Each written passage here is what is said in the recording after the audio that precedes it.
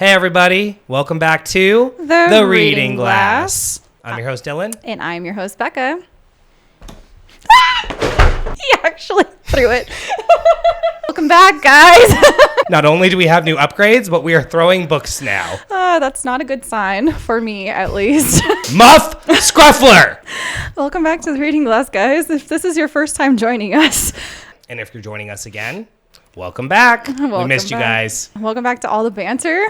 The throwing of the books. And all the wine in between. I think Bekka needs a glass now. After that, I'm a little terrified for my life right now. I'm not gonna lie. Book break!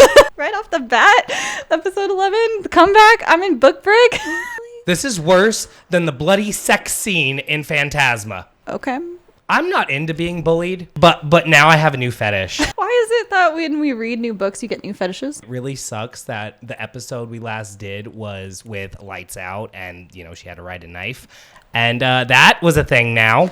That was quite an episode that we could not post because of the audio. Which is why we are being extra careful today, folks. Don't you worry. You will discover the ins and out of Zodiac Academy. I hate you. I'm just so mad at you. But I also love you so much, but I'm really upset with you. But also, you've been wanting to do this for over a year. And I told you it is a 15-book commitment. It's worse than Guild. And it's not like these books are small, you guys. They get thicker as you go along, which we will talk about later on in the episode. But are you kidding me? I told you it was a commitment. I don't mind the commitment. I mind Faybook. I mind Muff Scruffler. I mind Pegasus. Hey, you're getting ahead of yourself. That's second book, sir. Ma'am, I would be a Pegasus. Proud of you. I can own up to the fact I am glittery and sparkly and probably would have a golden/rainbow tail with a nice swirly little horn on the top of my head. I can own up to that fact. Can you? So you would be a rainbow? You wouldn't be a specific color? It would be a rainbow. Okay. Because I live the rainbow. Okay. You wouldn't be a siren?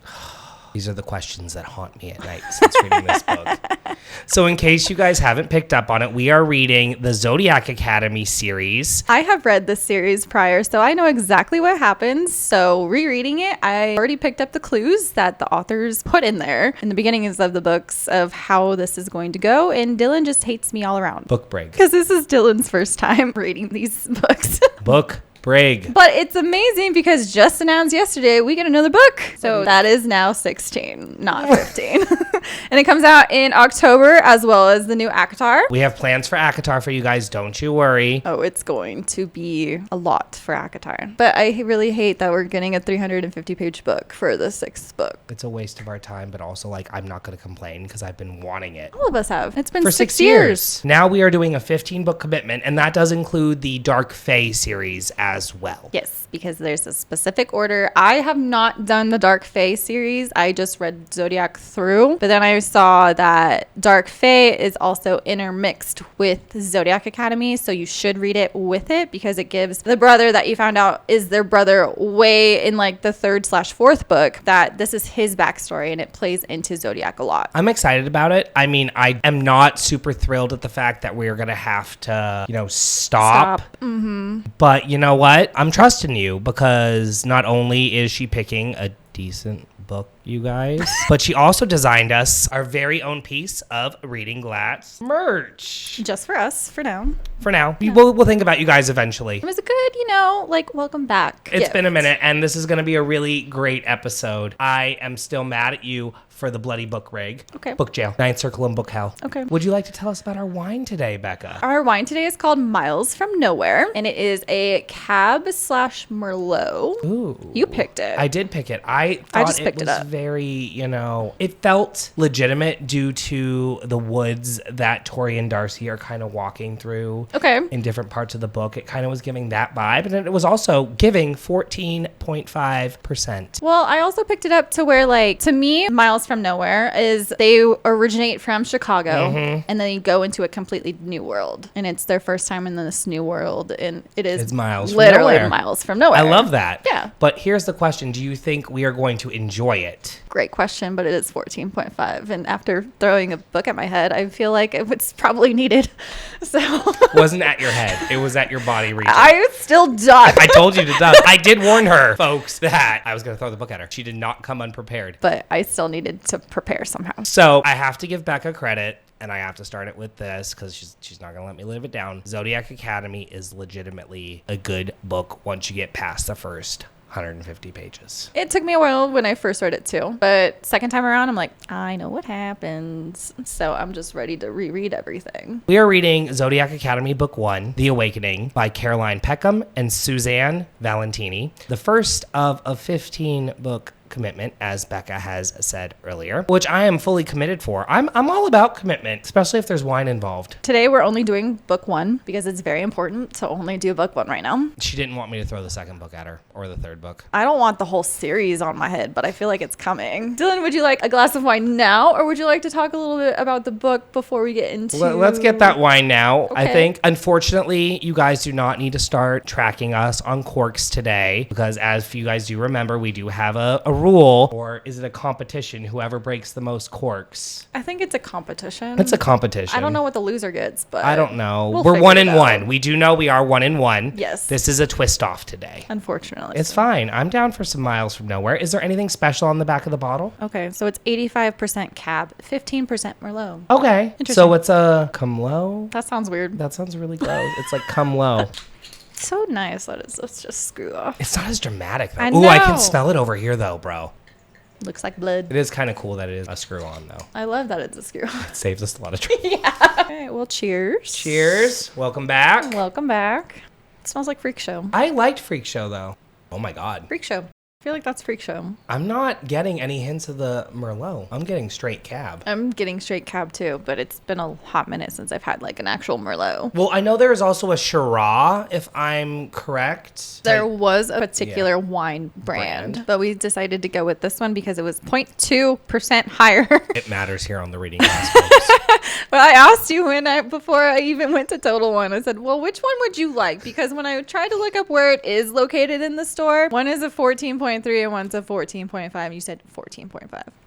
I like a good, nice, strong glass of wine. When I was doing my TAM card, because I had to do that TAM card class recently, it was talking about how there's a little section now on it that says wines are increasing in alcohol content. Yeah, because we can't find anything under 13.5. I'm not complaining about that, are you? Because, oh my No. God, we need it. Some of these books, Yeah, it's needed. Especially with, which one was it? I think it was Plated Prisoner with the big black veiny dick. No, I'm talking about the depressing ones. Oh, yes, they both die at the end by Adam Silvera. That was our strongest wine. I think that was a 15er. Freak Show was 15 also. Yes, and then I remember the wine for the Survivor was called 1,000 Stories, which I felt was very appropriate. It was appropriate. This is very appropriate for this book. Don't worry, I'm not going to throw the wine glass. That's a waste of wine. Do you realize that all this computer stuff over here could ruin everything? I would never do that. I'll throw the last book at her, you folks, for the feel like celebration. Knowing these books, I'm going to get it a little bit because someone's a daddy in here. And a couple things happened to this guy and I can't say anything. And I feel like it's going to be bad. So... Why'd you say those nasty things to me? See, now he's really sad. So now I'm going to get even more hate and I'm not excited for it. Leave Dragon Daddy alone. We are back with the daddies, by the way. No babies this time, though. Not in this book, but I know in the second book you have a baby because we have already read the second book. We're a little bit ahead. Not by much, though. I'm starting the third book today, and you've started it today. Yep, but I'm already 100 pages in.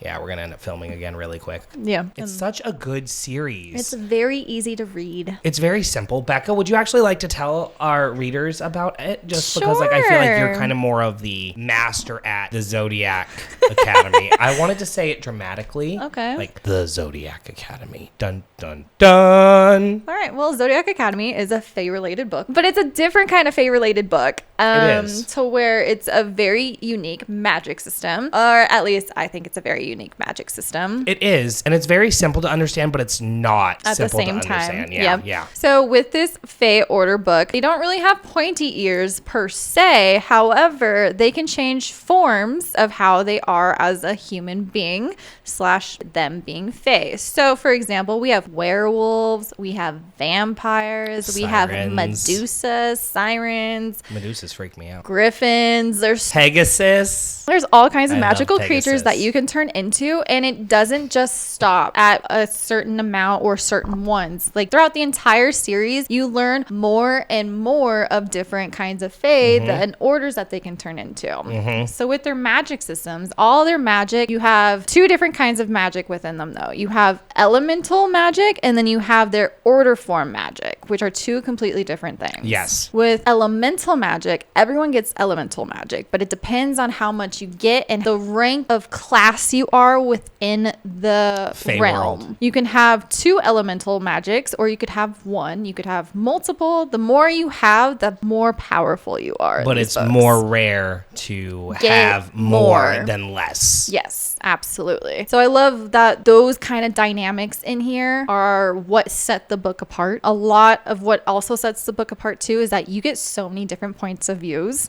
and I love it. You almost have to get used to it with the first book. First book, it's strictly our main protagonists, Tori and Darcy, the twins. Yes, but when these authors make these books, they actually get so into the characters' heads that you know how to differentiate them between each other. And especially when you go into book 2, book 3, and so on and so forth, like you get so many more different perspectives and you get to know every single character more. It's not just Tori and Darcy of the twins that you learn. It's so many more people that you get to learn.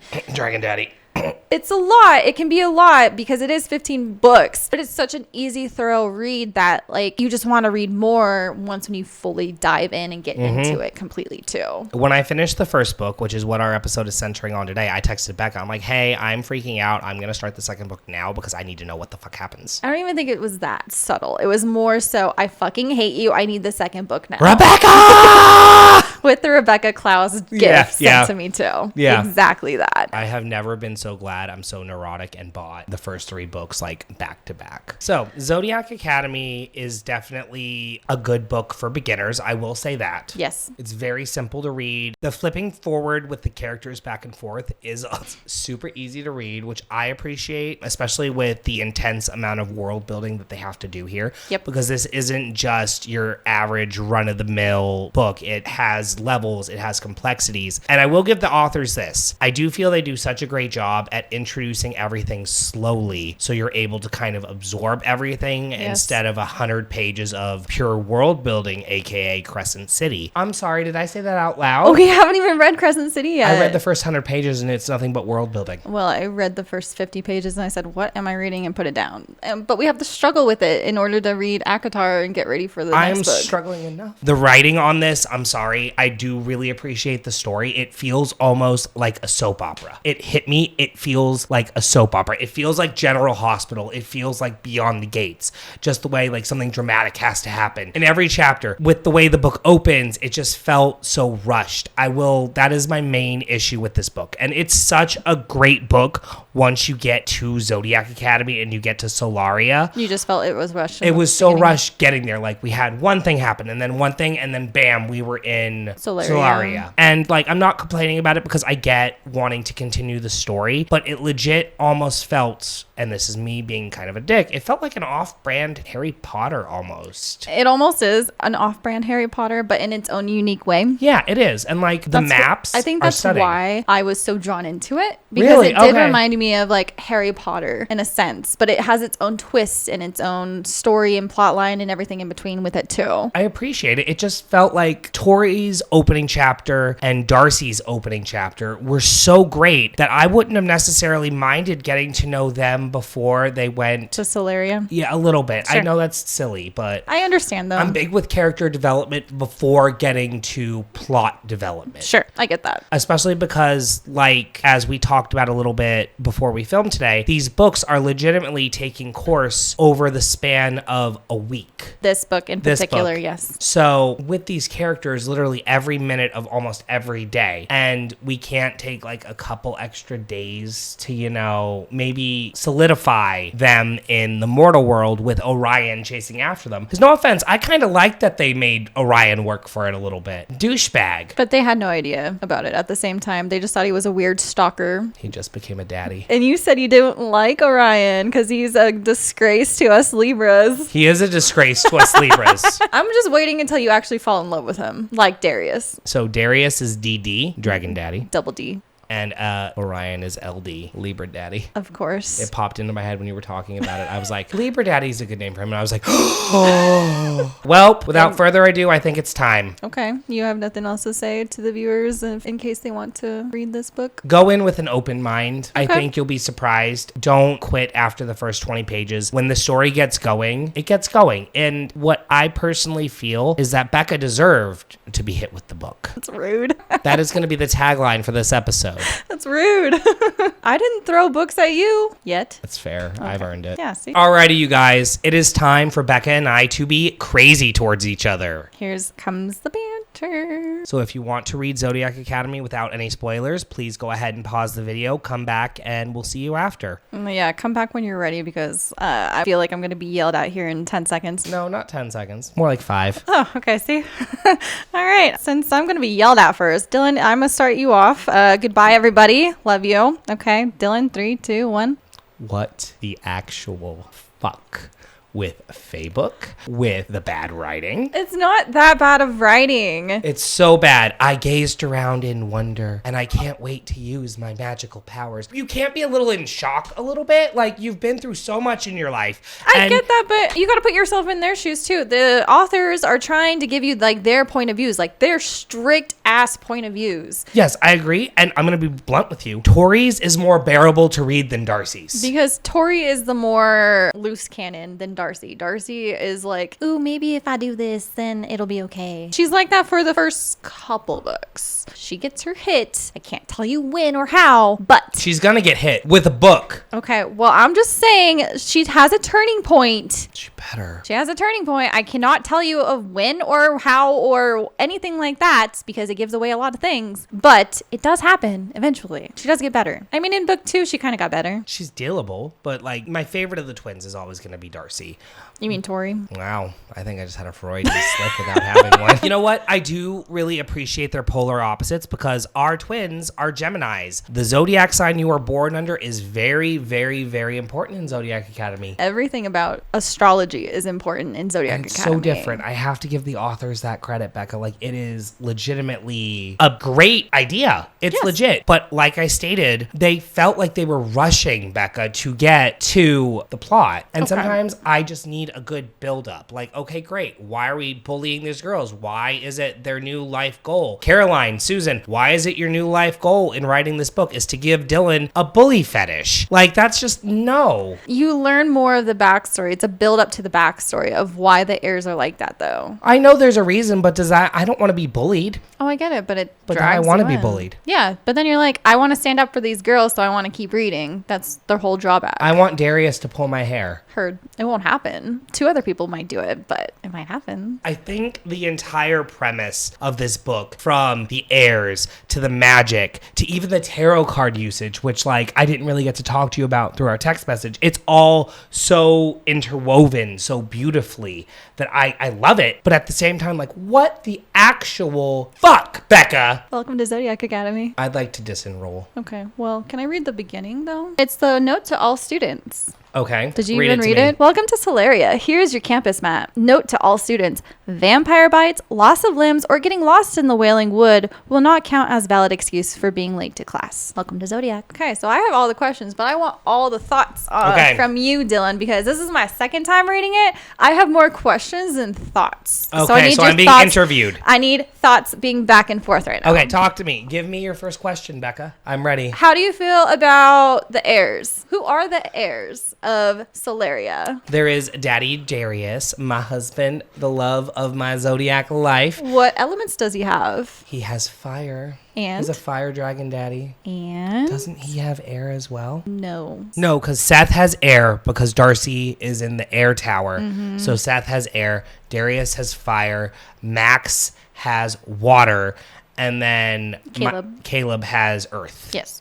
Caleb. I mean, fuck Caleb. Caleb's a vampire. Which, let me tell you guys, these vampires are legitimately kind of terrifying, but it also feels illegal. This feels rapey. Okay, so now, she got me started. She got what she wanted. With vampires in this world, the way they generate their power is by draining the power from their quote-unquote source. It could be anyone, though. Yeah, but still. They choose a source for the highest power for no one else to take them. So with the sources, they have no choice in the matter. The vampire just comes up and starts snacking, and it feels so rapey, and I was disgusted, but then it eventually kind of gets a little hot, but also just rapey. Like, who wants to just be like walking to class and be like, oh, you're my source, sorry, I'm a snack on your neck. Like, bruh, no.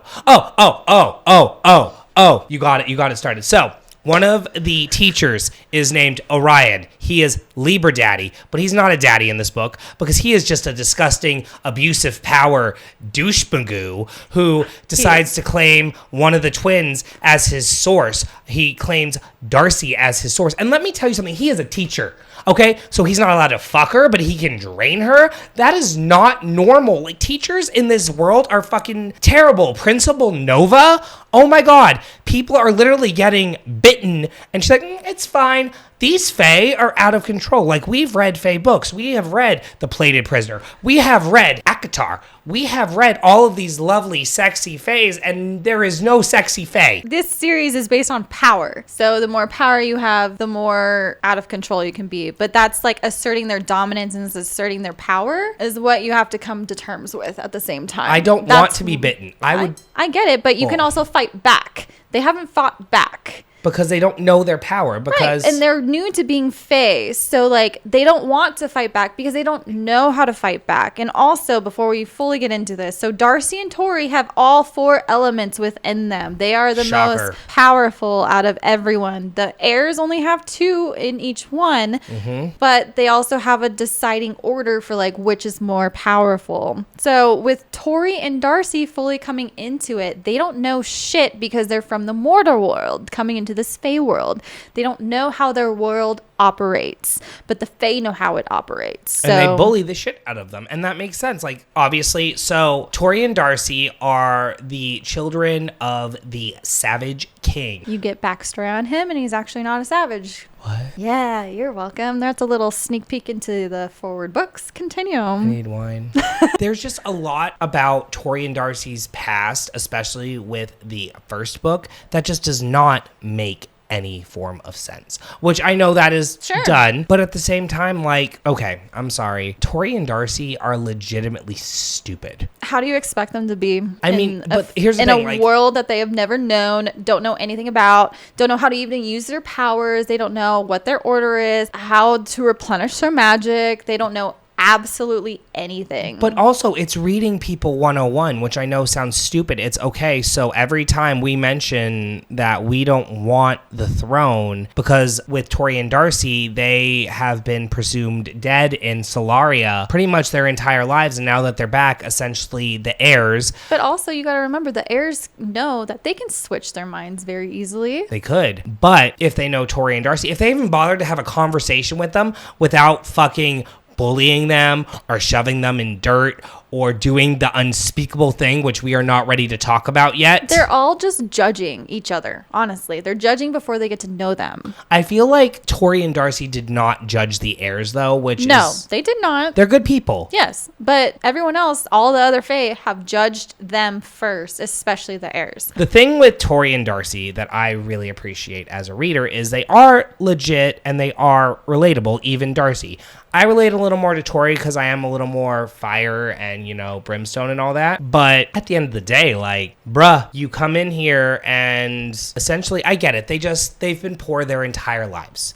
They just want to have their stipend. They want to learn about their powers. They want to learn about their magic. But at the end of the day, like, I do think that they kind of assumed it would be easy. Like, you're right, Bekka. They didn't understand how the world of Fae worked. And instead of trying to understand it, they just kind of went in. Well, I think in Tori's case, it was more guns blazing. Does that make sense? Yep, absolutely. And I'm not saying that, like, they should have stuck together because obviously during the ceremony where they had to choose what house they'd go into, like, the principal separated them. They're like, hey, it's not fair that, you know, two of the most powerful fae get to be in the same house. Exactly, yeah. And I do like that they were able to kind of choose. I think it's for a purpose, though, too, because if they were in the same house, I don't think they would grow as characters, if you know what I mean. I agree. I think Tori needs to kind of soften a little bit, and Darcy needs to grow a pair and quit squeezing her teacher's pair. You know what? You know who I picture as Orion? Alaric Saltzman from the Vampire Diaries. You know who I picture as? Who? Fucking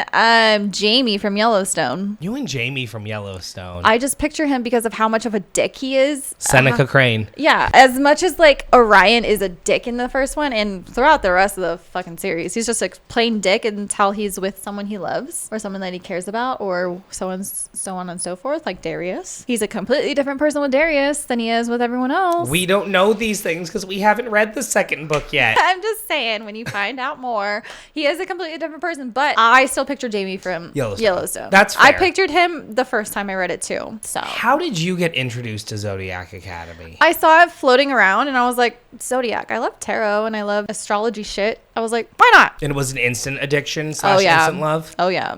I kept reading them one after another because of how they always end. You need more. It's like a fucking soap opera, bro. I guess. How do you like the classes? You get to be involved in their classes? How do you like the classes? I think it's so cool. I feel like it's a little more, once again, off-brand Hogwarts. Yes. But I like that it's kind of so interpersonal. And I will give Orion this. He's kind of a mix to me of Snape and Dumbledore. Okay. Because he's so blunt, like, we are not your friends. I'm like, oh, okay, I don't know if I want to attend this lecture, bruh. So the idea behind the actual academy, that's what I'm going to go off of here, is stunning, Bekka. It's such a cool idea. The campus sounds gorgeous. The Uranus Infirmary, that's great. I love that. 10 out of 10 snaps for that. They go based off of the solar system. It's so cool. Mm-hmm. And the idea of being sorted into a house, you know, air, earth, water, fire. I really hope that I would be like a water user, but I probably wouldn't with my luck. I'd probably get air because we are Libras, and technically with Libras. Well, you haven't seen the water world yet. It's basically you go underwater and you live underwater. You don't see it until I think a couple books because you get Max's point of view eventually. Oh, thank God. I love Max, but I don't love Max. We do not love Max right now. We hate them all. We hate these heirs because they are bullies with a capital B. Okay. Lee. How do you feel about Geraldine? She's weird. Great Scott! I love her so much. It was so weird. So before we started reading this a couple months ago and we were talking about Zodiac, because Zodiac has been in the works since this podcast has been developed. Yeah. It was our first kind of major series. We did The Plated Prisoner almost as kind of a test, I would say. Yeah, because I wanted you to dip your toes into a series because you kept reading duologies a lot. And trilogies. I can fuck with a trilogy. But you just kept reading those back and forth. You're like, I haven't done a series in a long time. I was like, okay, well, we're not doing Zodiac yet. Let's dip our waters into a 6th book, not a 15er. Here's the situation with Plated Prisoner, okay? The first 2 books were easy. Then the middle books were like, huh. And then the last two books got great. Yes. So, but the good news is with Zodiac, it keeps getting better. And yeah, so that's okay. Keeps happening. That's fine with me. Like the first book was great. I loved it. I was hooked. I wanted to keep reading. I wanted to know what happened next. I thought the world building was really good. Once I got used to the crappy writing, yeah, sure, I could survive it. I'm sorry, the writing is You're gonna read a little bit? My heart bolted into top gear as I found myself in a sprawling meadow beneath a crystal clear sky. The stars brighter than I'd ever seen them. They're trying to give you imagery. What is it with you and drugs, he muttered. Remember to keep calm, he commanded a second later. Bruh. Like, what is it with you and drugs, he muttered. Remember to keep calm. This is, okay, as a writer, you need to, this is not a lecture. This is not Dylan Perna describes the world, even though that would be a beautiful, beautiful thing. You can tell this is their first book, legitimately. Okay, sure. The other ones do get better. But I mean, it was probably their first book together as authors combined. Because remember, it's 2 different authors that are writing these books. And I actually looked up their writing process because I was curious. Sure. Because I thought, one writes for Darcy, one writes for Tori. No. Sure. They both do each other. They do it legitimately. Together. Yeah, and I think that is so cool. Mm-hmm. However, we need to have a discussion about them ruining my life because they ruined my life. because I want to go to Zodiac Academy. Yeah, I know. I do too. I really do. I know exactly what happens, so I really do. I hate you. So we need to discuss orders. I feel like this is a very important thing going forward. How did you feel about learning that there's orders? I thought it was very interesting and unique. They are kind of terrifying between, griffins, between Medusas, between sirens, which is my personal favorite order because I'm a mermaid boy. I really like the idea of orders. With Tori and Darcy, you do not know their orders. We still don't know. And Bekka knows what they are because she's read them before. I don't know. Yes. And Bekka was telling me earlier how the author is really good at hinting at what they are. And I don't know if I'm just like hyper-focusing on the drama and hyper-focusing on the bullying. You might be hyper-focusing on a little bit of everything because it's very subtle in there. I'm going to just tell you that right now. It's very, very subtle of how they mention like what their order is, how are they going to be, and like hints of what they like, etc., and hints of how they replenish their magic too. There's hints in there. I just can't tell you what they are. Is it going to be like an Onyx Storm moment where I'm going to kind of slap myself a little bit once we discover, like when we discovered you might. Yeah, you definitely might. But as I'm rereading it, I pick up on these subtle cues. I'm like, oh, I already know because I already read it for one, but it's hinted a lot. In the first book? Yep. It's hinted very subtly in the first book. In the second book, it's hinted even more, especially at the end. And then, yeah. See, now I'm like... Any idea for you of how they replenish their magic? With orders, you have to replenish your magic in different ways. With dragons, it's gold. With Pegasus, it's rainbows. With Pegasus, it's flying into a rainbow. With werewolves, it's running underneath the moon. It's all different kinds of things. With sirens, they drain the emotions out of you. Mm-hmm. Vampires is the blood drinking / power drinking also. So Medusas, do we know what Medusas? You don't know what a Medusa is. Do we find out? Yes, you do. Yes, Medusas are so cool. I don't want to know. You already met a Medusa. I did meet a Medusa, and they're terrifying. But any idea or predictions on what Darcy and Tori are as an order or how they replenish their magic? So it's hard because they do talk a lot about speed, specifically Tori. So I do know that... It's nothing to do with speed. I know that they fly. Okay. I know they're not a Pegasus. No. And I do not think they are a dragon. If they're a dragon, that would be kind of cool because like they're always talking about lineage, especially even in book 1 where they're talking about lineage and how like a dragon has to kind of marry a dragon to keep the dragon line kind of going. Do you remember what their orders are for mom and dad? I know. I don't remember the orders for I don't think we discovered the orders for the mom and dad in the first book. We found out in the second book. It's probably the second book, but they throw a lot of information at you, but also like as a reader and as someone who this is his first bully romance, you deal with a lot of like shock factors that are going on. Like a lot of the time I was just kind of like, what the fuck am I reading? I'm so mad at you. I'm legitimately just like, it feels like word vomit. This book feels like, I will admit, it is nothing, Bekka, like I have ever read before. Correct. I definitely recommend everyone reading this. Like, I understand why people are, like, hyping it up. Now. You gotta turn towards me. How do I put this nicely? It is original, but I also feel it's giving fic a little bit. It's giving fan fiction almost, but not in a bad way. Okay. And I understand why it got so popular. And I understand why all over Book Talk, it is legitimately like Zodiac is peak. It's peak, and I get it. As a reader, this is incredible. Now, do I think that we have covered better books? Hashtag Plated Prisoner, hashtag Shadow Daddy, hashtag Girl with the Ribbons. Yes, but it's a completely different concept. You haven't fully dipped your toe into Zodiac yet. What did I dip myself into though, bruh? A 15-book commitment. How did you feel about learning about nymphs? Nymphomaniacs? I love a good nymphomaniac, Bekka. Oh, sorry, my bad. Nymphs in this book are shadow creatures, essentially. They can turn into a fae form. You don't find this out until book 2, at least. But they give off a rattle signal. That sucks your magic up. And then they have these long, like, proby fingers. It's like proby fingers that have nails, and they're really just gross looking. But they drain the magic by sticking the fingers into your heart. And that's how they kill you. They still drain your magic by just automatically putting on their rattle. You learn in the second book the best way to run away from them, if need be, before fighting is to be in your order form.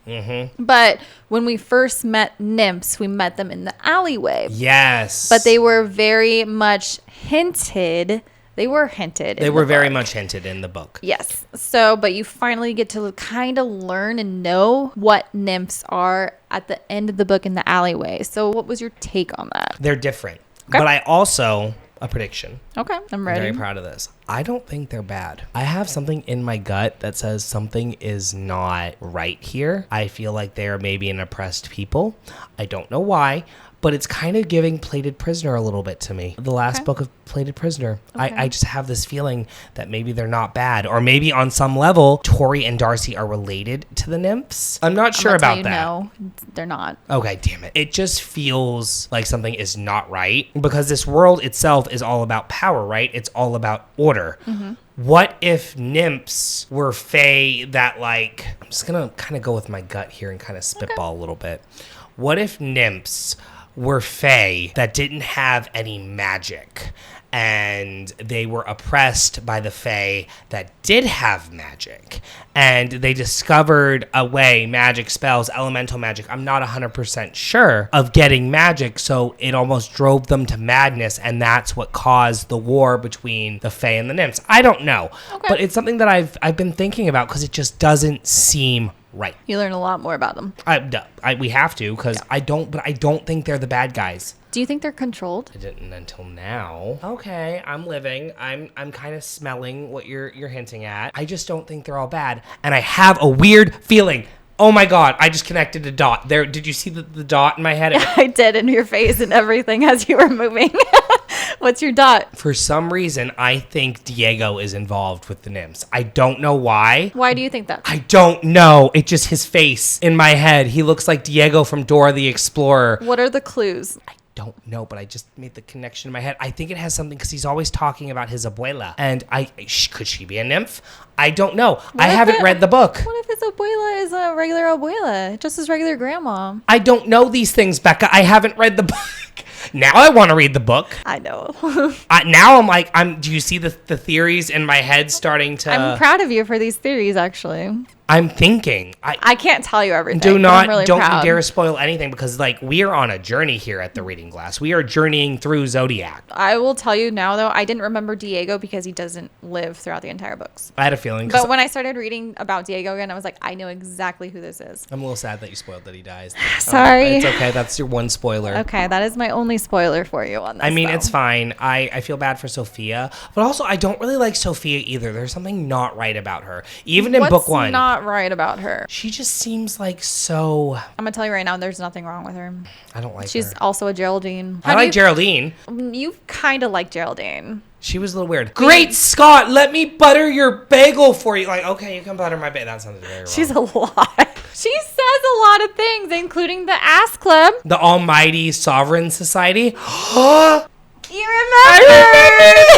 It's a very big deal in this book. I'm going to tell you right now. All of her acronyms are very sexual. I'm going to just tell you that right now. It's like, do you not know what it says? Honey, Geraldine Grew, how I love you. Geraldine Gruss. I'm going to call her Grew. Okay, you can. She's pretty. Okay, so in my head, in a weird way, I picture her. Do you know the girl from Hairspray, the movie with Zac Efron? God, which girl? It's been a long time. The Nikki Blonsky. I picture Nikki Blonsky as Geraldine Grew, and I don't know why. It's been a long time since I've watched Hairspray. I also picture as Darius Landon Carter from A Walk to Remember. You always pick that person for all of your hot people and daddies that you go for. It's better than whenever I say Slade from Plated Prisoner. I don't know if you've seen Star Wars, but whenever I say Slade, the first thing that comes into my head is General Grievous, and I don't know why. Oh, interesting. I know. I think it's the wine, like, fucking with my memory, bruh. Okay, well, we're moving forward. Professor-wise, how did you feel about Falling Star being Professor Ostrom? Now, backstory on Professor Ostrom, he is the astrology teacher who taught tarot card reading. And Professor Ostrom was with the Vegas for the long time. Vegas meaning Darcy and Tori, because we haven't even talked about that. Their last name in the Solaria world is Vega.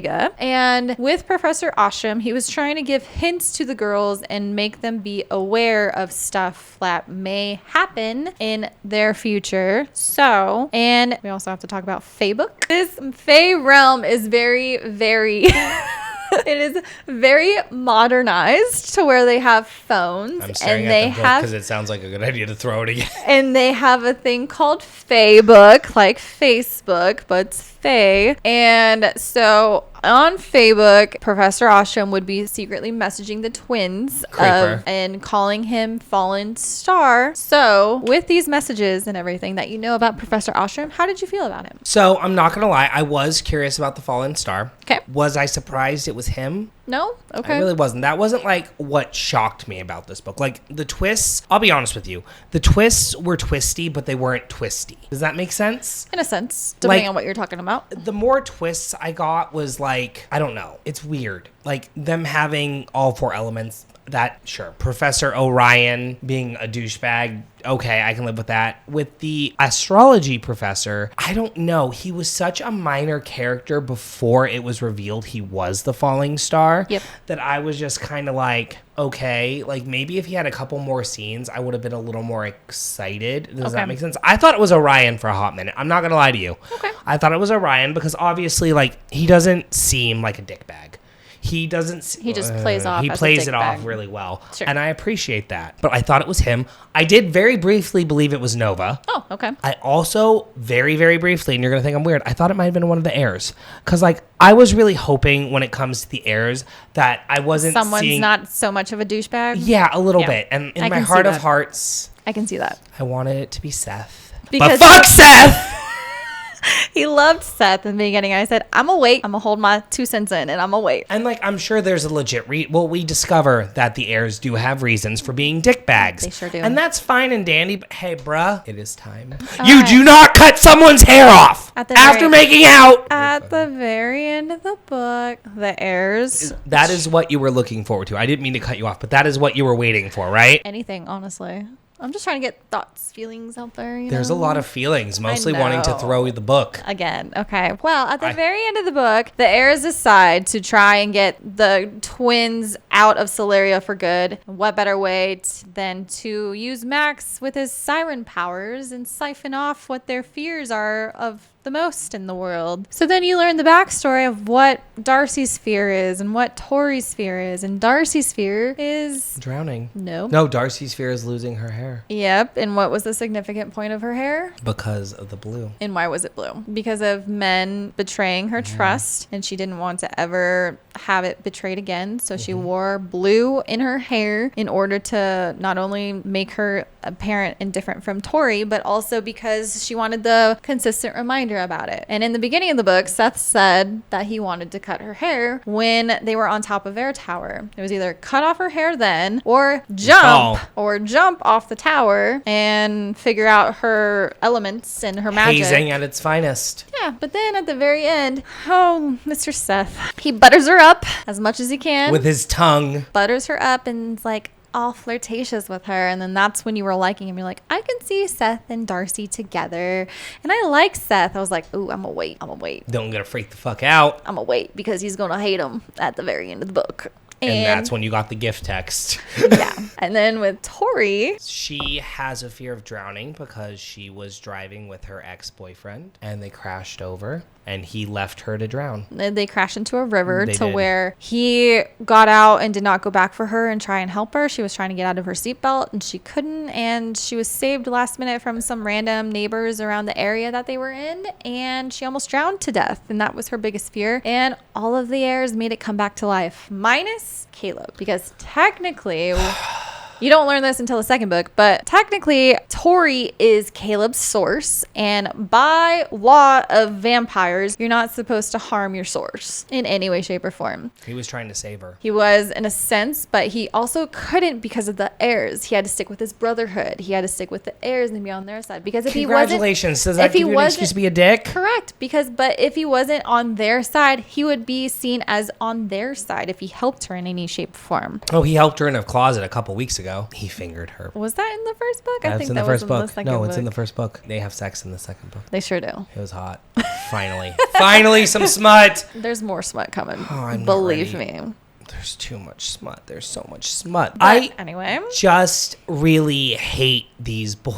is. You hate them for now because you don't know their backstories. I know their backstory in theory. I know that they're spoiled little rich, prissy boys. I hate the boys in this. And I know there are legitimate reasons. Like, obviously, throughout the story, it's hinted heavily in The Awakening that there is reasons that they are doing this and that they're just trying to protect their throne. Like, congratulations. But do you have to be mean? Do you have to make me hard while you're bullying me? Like, that is just wrong, bro. It's also pressured from their parents, though. Fuck their parents. Obviously, we can't talk about that right now. But overall, like, it's just like mean. And it's also getting them out. They're being petty. It's not even like legitimate, like, I'm gonna kill you. It's, I'm gonna cut your hair.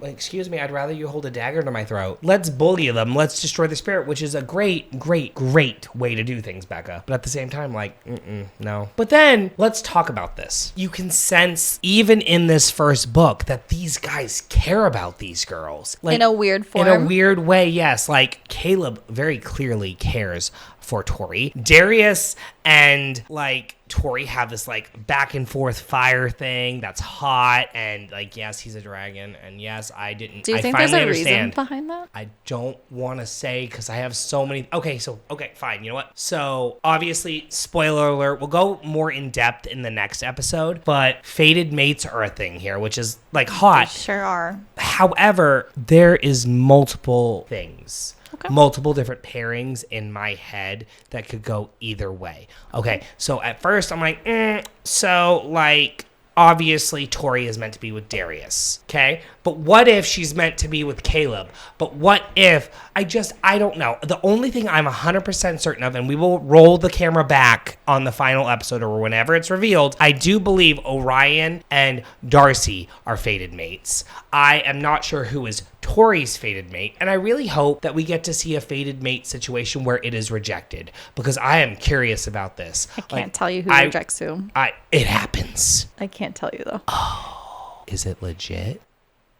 Is it like legit? Is there a good reason, or? You'll find out. I don't like that look you're giving me. It's like this is your greatest fantasy come to life is me. It is. It really is. I'm loving this. You've been looking forward to us doing Zodiac for a while. Yes, because I love Zodiac Academy, but so much happens, and you pick up on all the signals of what happens after you already read them, and then I'm just like, I can't talk about anything. Well, we decided that obviously this book deserves its own, you know. It did, because there's a lot to it. There's a lot to just go through, because it's different orders. It's a different kind of Fae world. It's an introduction.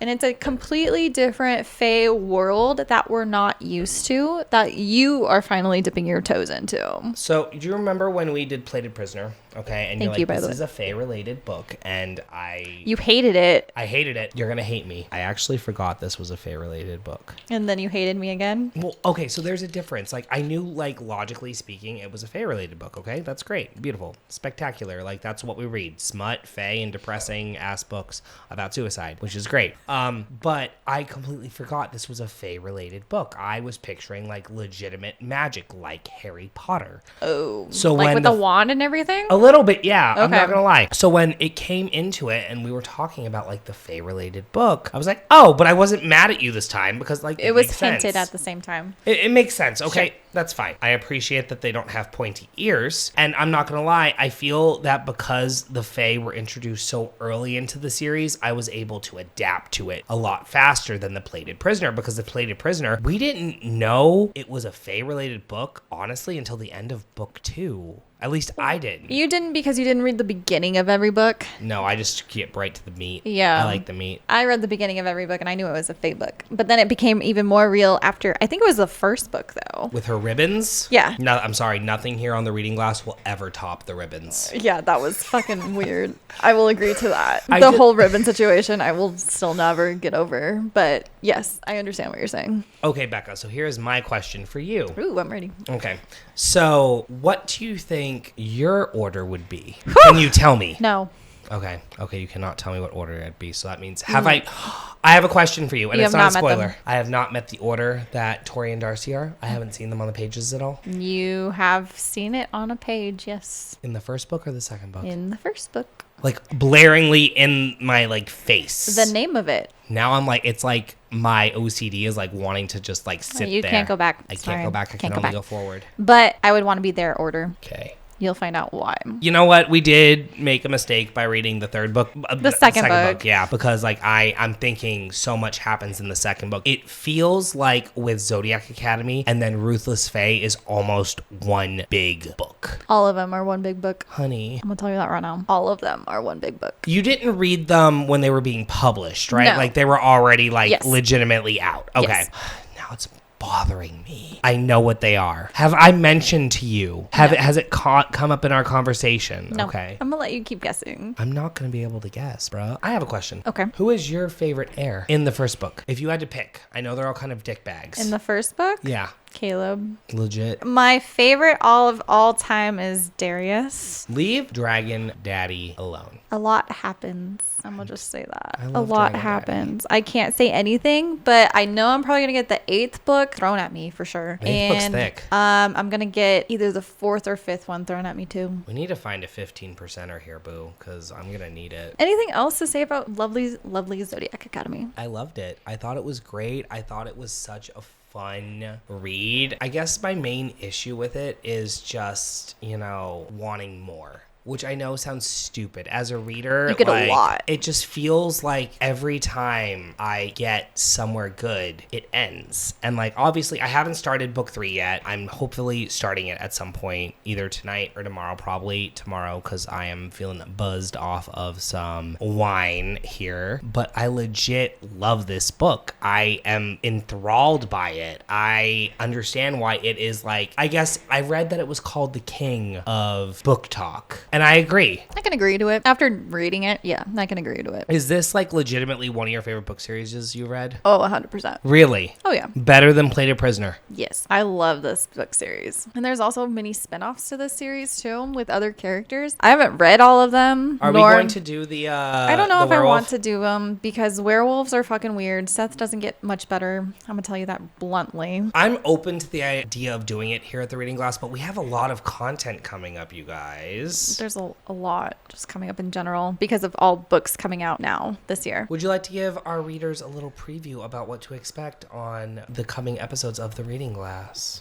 We already talked about it in the beginning. Maybe we did, yeah. Are we still sipping it back? I think we're going to sip it back. I feel like with this series... We're going to postpone sip it back. Yeah, I think with this series, you're not going to want to sip it back. You're going to want to just keep reading because it gets more intense. Well, I mean, I'm excited. Because you haven't even met your main villains yet. The nymphs are not your main villain. So, have I met my ultimate daddy? Because you know my taste in men. Do you think I have met my true daddy of the series? I'm pretty sure it's going to be between Darius and Orion. Really? Yep. And I can't say much more on that because I know exactly what happens with both of them, but it's going to be one of them. It's going to happen. But he is a disgrace to us Libras. You'll learn to love him here in a minute. Book 3 dips your toes in a little bit more with Orion because, well, the first chapter starts with Orion, but there's a lot with Orion in the third book. I'm going to tell you that right now. I don't know if I'm ready, but we are enrolled. Are you excited for the journey? Sure. I am thrilled to be doing this with you. I have wanted to do Zodiac Academy, and I specifically wanted to do it with you. And here we go. I think while I am excited to do Zodiac Academy, I had the thought today that I'm more excited to do Dark Fae. Because I haven't read it? Yes, and I feel like our banter is legit. When we both haven't read it? Yeah, I understand. But we'll have that with Zodiac Academy come October. Yeah, because of the new book coming out. We'll be able to like legit have that experience of reading Zodiac together. I just hope it's a longer book than just a little novella. I don't know. It should be interesting. I mean, these authors came up with big ass. Oh, it gets worse. Oh, Jesus Christ. I don't need any more acronyms. What's an acronym for more wine? That is what we need here at the Reading Glass. Okay, well, one of the half books is called The Big Ass Party, and it's in Geraldine's point of view. Book in her point of view. It's a baby fucking book, dude. But you get her point of view a lot because she ends up with one of the heirs. Well, yeah, we've talked about that. Like I told you my theory, and I'm very excited to see if I'm proven right. How do you feel I am doing so far on my theory as I travel through Zodiac? You have a couple theories on point. I can't tell you. Are you proud of me a little bit? Proud of you for one of them, for sure, that you picked it up really fast so far. I did pick up something. But I want to know how and why you picked it up because there are clues of... Is it coming out? Is it going to be coming up soon or later? I want to say later. Okay. Because you find out a lot more about nymphs, and that's a main thing. Okay, I'm excited. I think this is going to be a great journey. It and is. I'm very excited to take it with you. Very excited.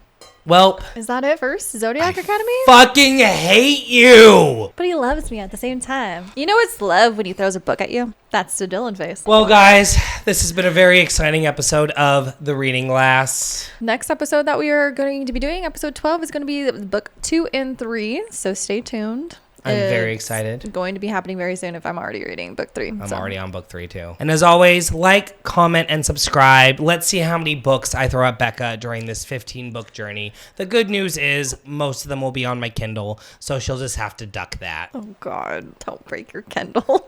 And welcome back to